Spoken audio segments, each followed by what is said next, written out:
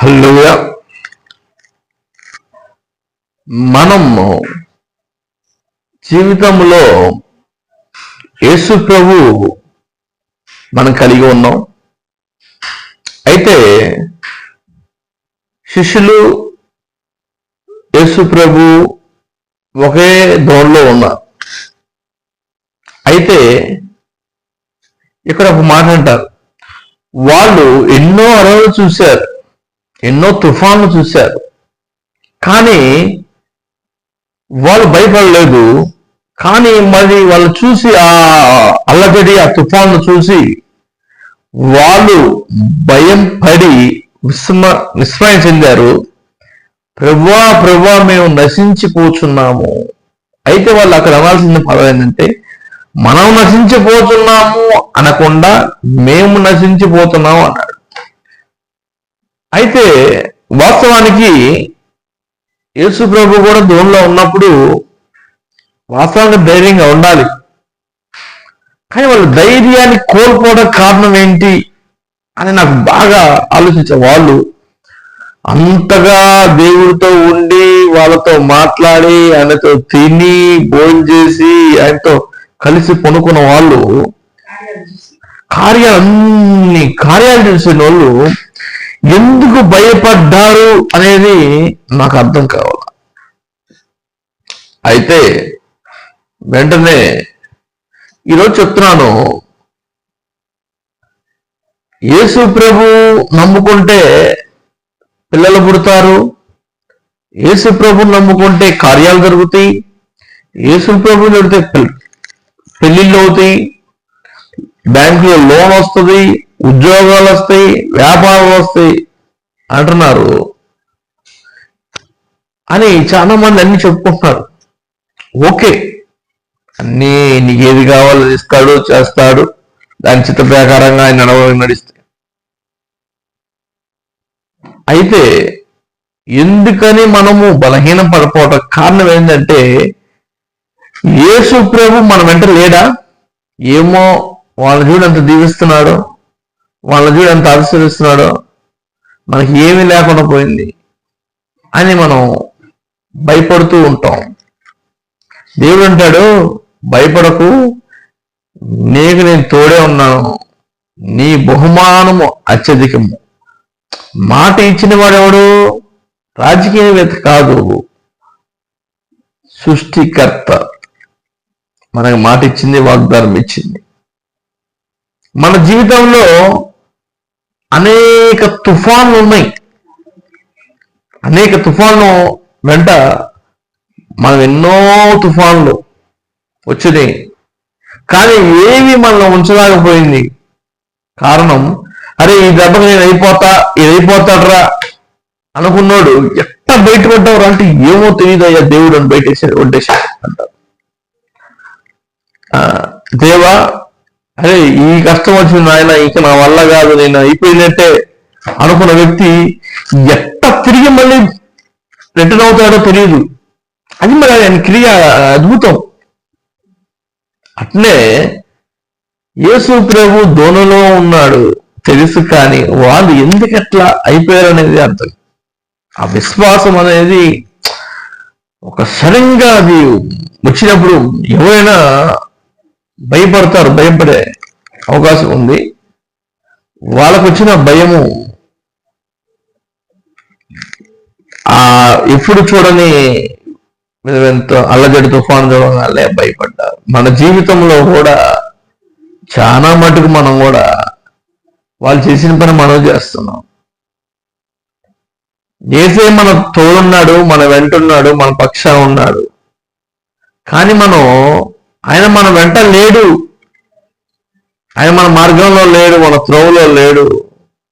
మన పాపాత్మమే అనుకొని మనం బతికేస్తున్నాం. దేవుడు లేడు, నువ్వు బతికేస్తున్నావా? దేవుడు ఉన్నాడని అనుకుంటున్నావా? దేవుడు ఉన్నాడని నమ్ము, విశ్వసించు, శుభ్రంగా ముద్ద తిని హ్యాపీగా కొనుక్కో, హ్యాపీగా ఉండు. ఎందుకు దడ ఆయాసం పెంచుకుంటావు, టెన్షన్ పెంచుకుంటావు? ఎందుకు దేవుడు లేడా? నేను ఉన్నాను కదా, నేను లేకపోతే అనుకోవచ్చు, నేను ఉన్నాను, వాగ్దానం ఇచ్చేవాడు కాబట్టి.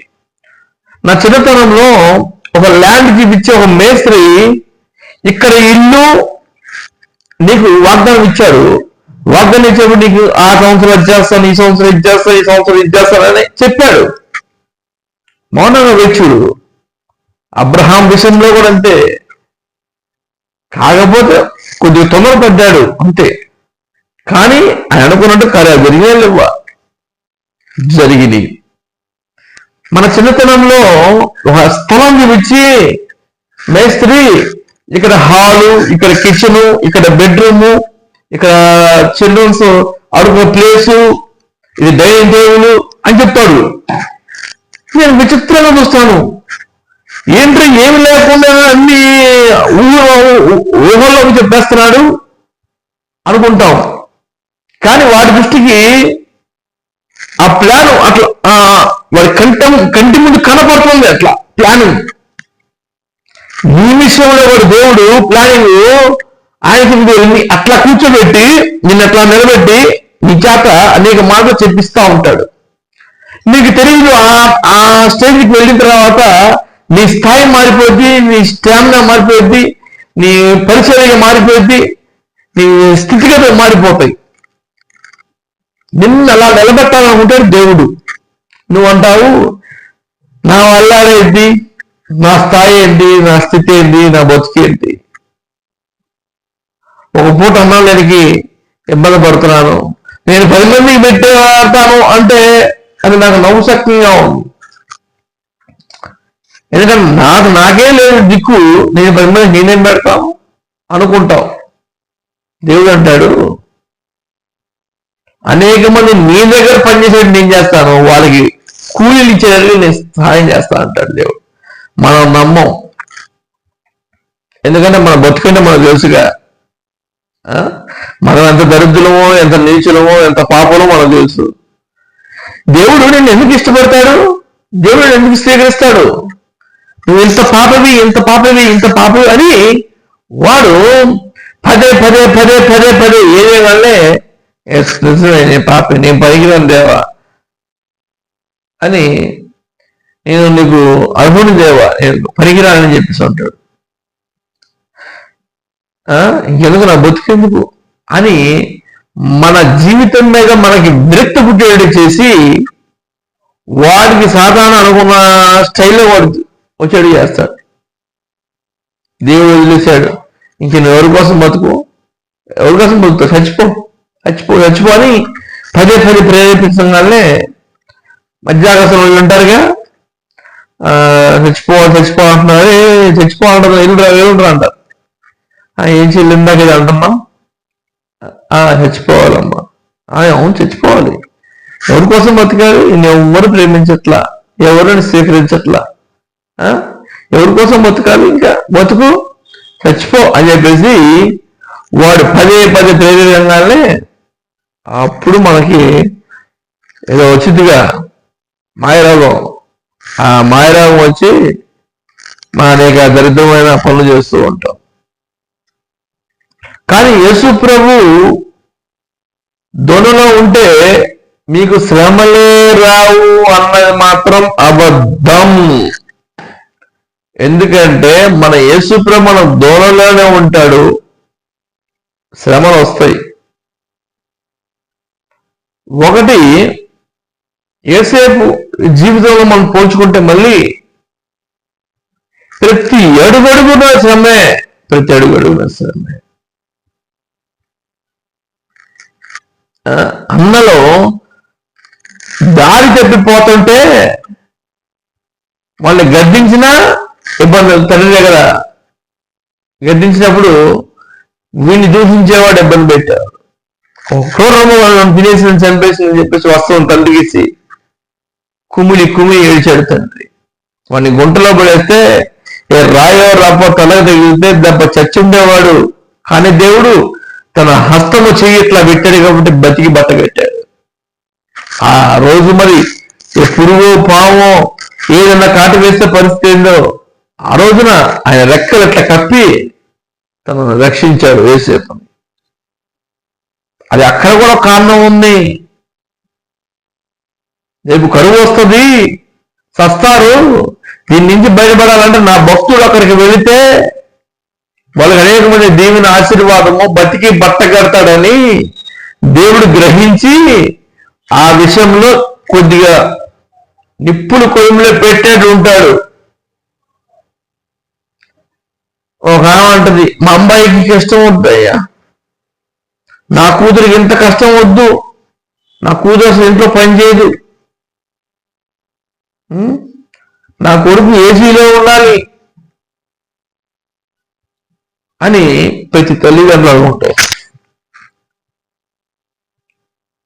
అయితే యేసు ప్రభు దూనలో వస్తే శ్రమలు రావాలని కాదు, కానీ శ్రమలు వస్తాయి, కానీ అవి ఒకప్పుడు లోకంలో ఉన్నప్పుడు శ్రమలుగా ఉంటాయి. కానీ యేసు ప్రభు నమ్మిన నీకు అవి శ్రమలుగా ఉండవు. అయితే నువ్వు ముళ్ళ మీద నడిచినట్టే ఉంటుంది నీ జీవితం, కానీ ఆ ముళ్ళు నీ కాళ్ళకి తాకకుండా ఆయన చేతులు అడ్డు పెడతారు, చేతి మీద నడుచుకుంటా వెళ్తాను. అగ్నిలో ప్రయాణించినట్టుంటది నువ్వు, కానీ ఆయన రెక్కలు ఇట్లా కప్పుతాడు. కప్పినప్పుడు ఆ సెగనికి తగలదు.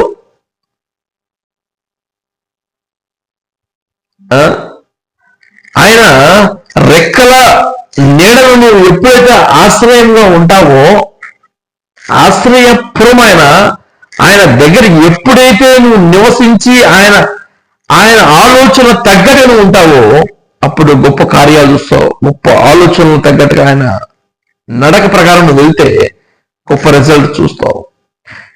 పాస్టర్ గారి దగ్గరకు వచ్చి నాకు ఇది కావాలి అది కావాలి ప్రార్థన చేయమని గొంతమ్మ కొడుకులు ప్రార్థన చేయకూడదు.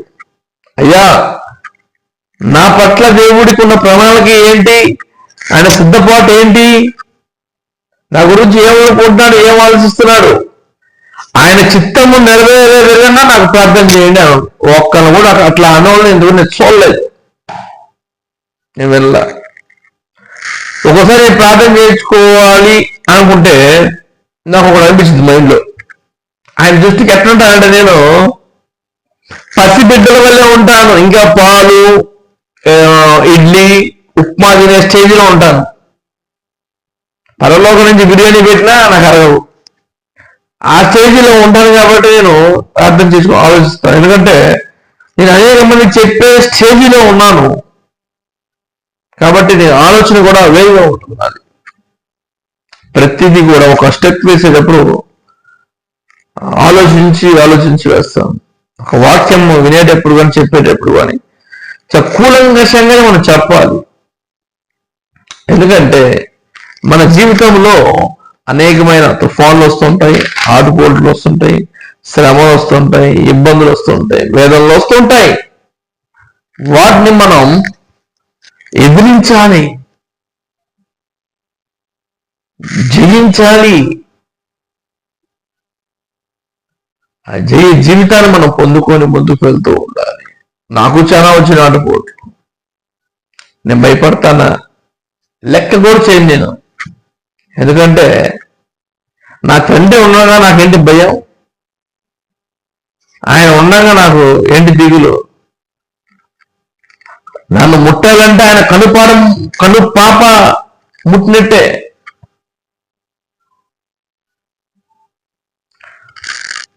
మన కొడుకున్నారనుకో, మనం లేనప్పుడు మాట అంటారు, సూచిస్తారు, కొట్టని ట్రై చేస్తాడు. అదే మన పక్కన ఉన్నారనుకో, మన కొడుకుని టచ్ చేస్తాడా, ఏంట్రా నా కొడుకుని టచ్ చేస్తాడా, ఏంట్రా ఎవడలో అని గద్దిస్తాం. అలాగే దేవుడు కూడా ఆయన అనుమతి లేకుండా గద్దిస్తే ఊరుకుంటాడా? ఆయన ఊరుకోడు. ఆయన అన్ని కాలాల్లో ప్రయాణించే దేవుడు.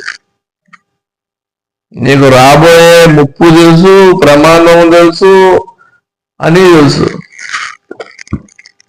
నీకు ఆ దోషం ఉంది, ఈ దోషం ఉంది, ఇది చేస్తే నీకు ఎంత కలిసి వచ్చింది, ఇది చేస్తే ఎంత కలిసి వస్తుంది, ఇవన్నీ బూటకాలు వేస్ట్ నాకు తెలుసు. ఎందుకంటే ఎవరో చిలక దృశ్యం వచ్చాడు. వచ్చి నేను స్టేషన్లో కూర్చున్నా. చూసి వద్దయ్యాను, నేను చూస్తా అన్నాడు. చూశారు, 50 రూపాయల జేబులో డబ్బులు తీసుకున్నాడు. చెప్పాడు, కాలకున్న చెప్పులు చూసి ఈ కలర్ నీకు నలుపు పనికిరాదు, ఇచ్చేసేమన్నాడు. నేను గుంటూరు వెళ్తా ట్రైన్కి అవి ఉండవు పోతాయి అన్నాడు. నేను వాడు చెప్పింది అదే పదే నమ్మకాలు ఏమైంది, ఎక్కువ చెప్పు పోయింది. చెప్పు ఇంకా ఆ 2 చెప్పులు ఇసి పడేసే. అరే వాడు చెప్పింది నమ్మడం వల్ల నాకేమైందంటే నేను ఇబ్బంది పడినా. ఆ రోజు అర్థమైంది, నేను జీవితంలో ఎదుటోడు చెప్పింది నమ్మకూడదురా బాబు అని. వాడు దెబ్బగా చెప్పులు పోయి ఇంకొద్దిగా ఏజ్ తర్వాత నేను యేసు ప్రభు నమ్ముకున్న తర్వాత మళ్ళీ ఒక చెరువు ప్రదేశం వచ్చాడు. నీకు చెరువు ప్రదేశం చెప్తా అన్నాడు. ఏం చెప్పన్నా, నీకు త్వరగా పెళ్లి కాబోతుంది, నీకు 2 ఆడపిల్లలు, ఒక మగ పిల్లగాడు పుడతాడు అన్నాడు. నాకు పెళ్ళయింది, 2 మగ పిల్లలు అన్నా. సరే నీ చేయి నేను చెప్తాను, నాకు చెప్పే దుర్దిష్టం జాతకం నేను చెప్తా. దాని వెంటనే నువ్వు పెద్ద పాపివి, నువ్వు అర్జెంటుగా మారు మనసు పొందు, పాప క్షమాపణ ప్రకారంగా నువ్వు బాప్తిసం పొందు, లేకపోతే చచ్చి నరకానికి వెళ్తా ఉన్నావు. ఇక మళ్ళీ ఆ మధ్యన కనపల్లా. అర్థమైందా? ఇంకోటి వచ్చి ఈ కొమ్ము పెట్టుకుంటే చిన్నతనంలో ఈ కొయ్యగరలో పెడతారు ముక్క. మా దగ్గర కొమ్మ తల్లి, ఆ కొమ్ము కనుక నువ్వు తీసి మీ కొడుకుకి మొలతల్లో కట్టామంటే ఎదురు తిరిగి ఉండదు, ఇంకా అడ్డుకునేవాడు ఎవరు అని చెప్తారు. చెప్పగానే అమ్మో నిజంగా ఉంటారు. ఏదిటి కొమ్ము అంట. నేను చెట్ల గురించి బాగా పరిశోధిస్తూ ఉంటాను, బాగా ఇష్టం. వాసన చూసా, ఏదో మనకి తెలిసిన చెట్టు ముక్కలాగే ఉందే అనుకొని పరీక్షించి ఇంటి వెనకాల వెళ్ళగానే చెట్లు ఉంటాయి, మన ఇంట్లో చెట్లు వేసి ఈ చెట్టు ఈ కొమ్ము వాసన కరెక్ట్గా ఉందని చూసుకున్నా. ఆ 2 ఒకటినే. ఏది అడిగి వచ్చాను, అక్కడ అమ్మ దగ్గర పూజ చేశాను, ఈ అమ్మ దగ్గర పూజ చేశాను అంటాడు. సరే వాడి దగ్గరికి వెళ్ళా, 500 అడిగాడు ఆయన. నేను అన్నాను, నువ్వు ఇచ్చేది ఎంత కొమ్మ, నేను ఎంత కొమ్మ ఇస్తా, ఎంత ఇస్తావు అన్నా. నీ దగ్గర ఎంత ముక్క, నేను నా దగ్గర ఎంత చెట్టు ఉంది, ఎంత ఇస్తావు, ఒక 5,000 ఇస్తావా 10,000 ఇస్తావా అన్నా. అమ్మో మా పొట్ట కొట్టేట్టున్నాడు, మహా మేఘంలో ఉన్నాడు ఇతను, అమ్మో అని జంప్ జనాన్ని ఏమయ్యాడు, జంప్ అయిపోయాడు. ఇట్లా ఉంటది మానవ యొక్క తలంపులు, మానవుని యొక్క ఆలోచనలు. అయితే నేను అంటాను, నీ ఆలోచనలో నీ ఊహ కనటినట్టు ఉండవు, ఆయన ఊహ రేంజ్ మించి ఉంటాయి. ఆయన నీ రేంజ్ తగ్గట్టు అడగద్దు, ఆయన రేంజ్కి తగ్గట్టు అడుగు. యేసు ప్రభు ఒంటి మీద నగలేసుకోలేదు, బట్టలే నగలేసుకోలేదు, మంచి వస్త్రాలు వెళ్ళకపోవద్దు. ఆయన శ్రీమంతుడు కొడుకు శ్రీమంతుడు ఉంటాడు, కానీ పేదవాడు ఉంటాడా? నేను పేదవాడు అంటే నమ్ముతాడా? నా తండ్రి శ్రీమంతుడు, నేను పేదవాడినా? నాకు ఆయన కొడుకుడు కాబట్టి నన్ను శ్రీమంతుడు అంటారు. ఆయన బిడ్డలు మనం కాబట్టి శ్రీమంతుడు పిల్లలే వీళ్ళందరూ అంటారు. అట్లనే దేవుడు మన దరిద్రమైన స్థితిలో ఉండాలని, పేదవాళ్ళ స్థితిలో ఉండాలని అనుకోడు. నాకంటే భిన్నంగా ఉండాలిరా నా బిడ్డలు అని ఆయన ఘనంగా చూస్తాడు, మనల్ని ఘనంగా ఉండేట్టుగా మాట్లాడతాడు. ఆయన మాటలో చాలా ప్రేమగా అంటికే ఒలిచిపెట్టినట్టుగా అంత ప్రేమగా ఉంటుంది ఆయన మాటలు. ఎక్కడ దూషించినట్టు కానీ, హేళన చేసినట్టు కానీ, అవమానించినట్టు కానీ ఎక్కడ ఉండవు. అయితే మనం పాయింట్లోకి వచ్చేద్దాం. యేసు ప్రభు మన దోణలో ఉన్న తుఫాన్లు వస్తూ ఉంటాయి, వడగాలు వస్తూ ఉంటాయి, కానీ మనం పడిపోకూడదు. పేతురు వల్లే పడిపోకూడదు. పేతురు యేసు ప్రభువులో ఉన్న గాలిని తుఫాను చూసి పడిపోయాడు. అవిశ్వాసుడా అని పిలిచాడు. అది వాస్తవం. మనం ఏం చేస్తాము, పైకి లేపిన తర్వాత తిట్టాలి. మనం ఏం చెబుతుంది, పడిపోయిన దగ్గర నుంచి వాడు తిట్టడం మొదలు పెడతా ఉంటాం. ఆ లోపల తిట్టడం మొదలు పెడితే వాళ్ళు లోతు గిరిపోయేవాడు. అది ముందు పట్టుకుని పైకి లేపి, అవిశ్వాసి ఎందుకు సందేహిస్తుంది అంటే, నేను లేనా నేను పట్టుకోనా, నీకేమైంది, నేను ఉండగా. రెండడు యేసుప్రభు అట్లా నడవడం చూడని వాళ్ళు ఆశ్చర్యపడి విస్మయం ఉంది. ఏమన్నా దయ్యమేమో లోతేమో అనుకున్నారు. అప్పటికి దేవుడి స్వరాన్ని చూస్తున్నారుగా. అయ్యో, ఈ స్వరం ఎవరిదో కాదు, నా యేసుదే అనే స్వరం నేను ఎరిగి ఉన్నాను. మన బిడ్డలమైన మనమే, మన స్వరం ఆయన తెలుసు. చాలా మంది అంటుంటారు నా వాయిస్ బాగుంటుంది పాటలు పాడితే అని.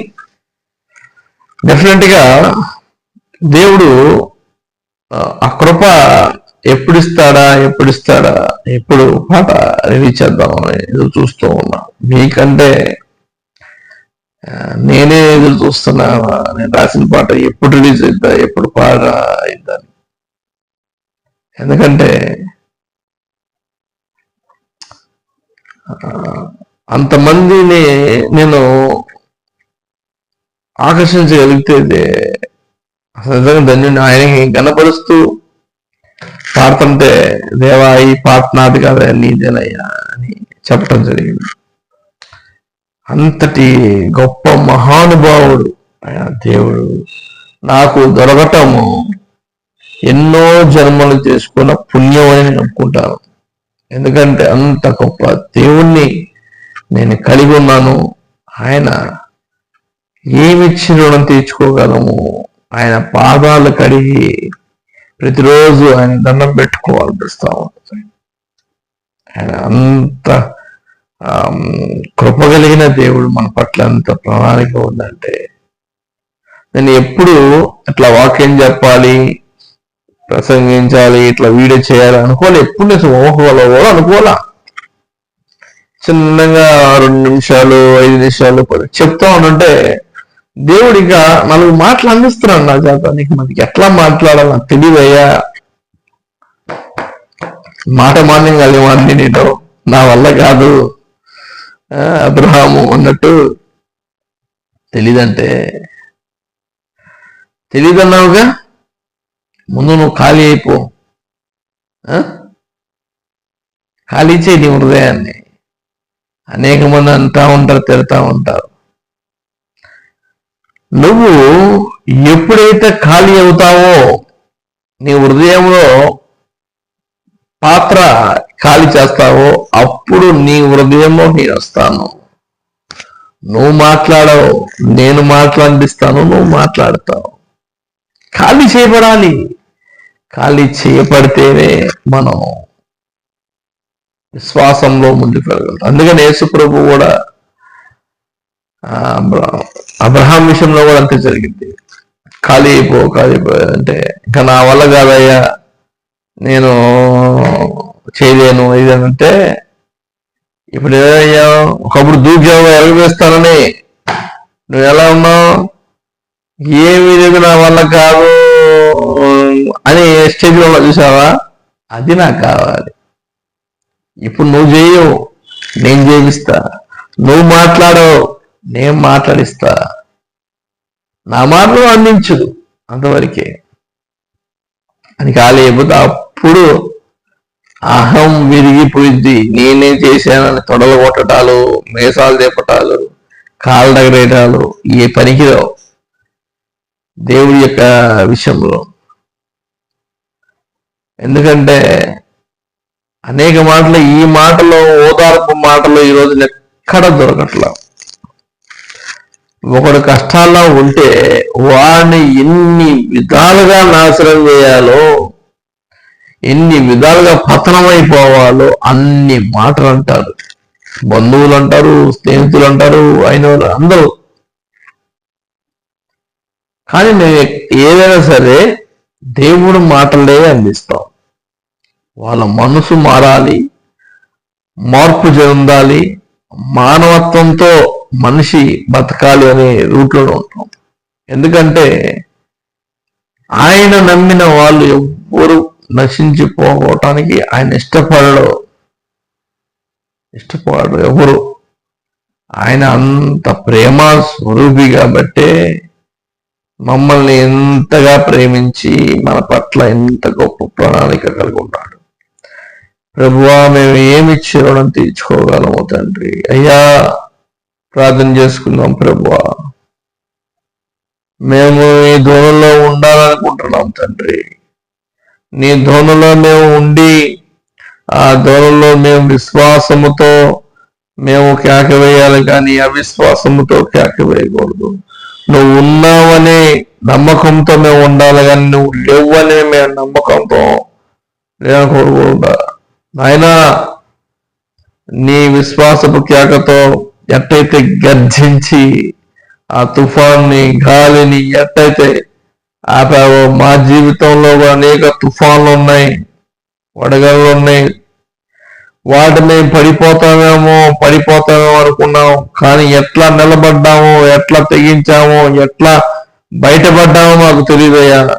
కానీ ఆ తుఫాను మమ్మల్ని ముంచేయకుండా ఉంచటం కారణం ఏంటంటే యేసయ్య మా ధోనిలో ఉన్నాడని మేము ప్రధానంగా నమ్ముతున్నాము. అయ్యా, ఈ చేసే ప్రతి ప్రార్థనలో, ప్రతి కోటికలో, ప్రతి విశ్వాసముతో మేము చేసే ప్రతి మాటలు మమ్మల్ని ఆశీర్వదించాం.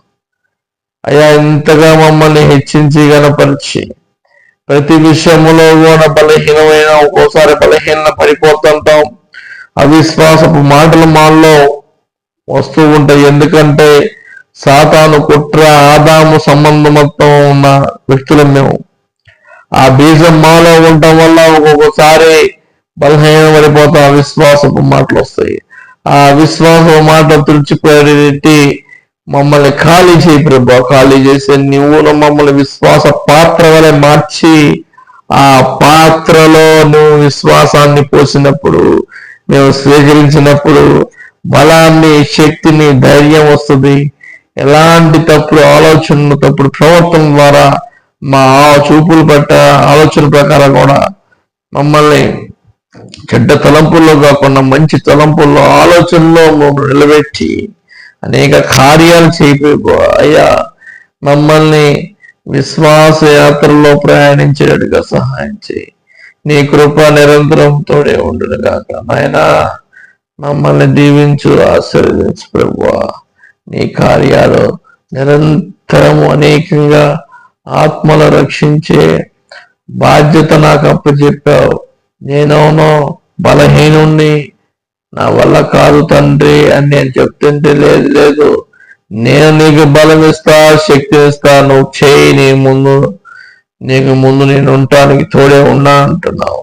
నేను ముందుకు వెళ్తున్నా వాక్యం చెప్పుకుంటూ. నాయనా ప్రభువా, నువ్వు అనేక మందికి మాటలు వాళ్ళు విని అంది ఆ మాట ద్వారా గైకొనే విధంగా సహాయం చేయి ప్రభువా. విశ్వాస యాత్రలో ఆటుపోట్లు, సమస్యలు రావచ్చు, కానీ ఏమీ కూడా మాకు దరిదాపులు రాకుండా సహాయం చేయి, బలపరచమని యేసు ప్రభు పాదాలు పట్టుకుని అడుగుచు నీ కృప నిరంతరం తోడే నడిపించుగాక.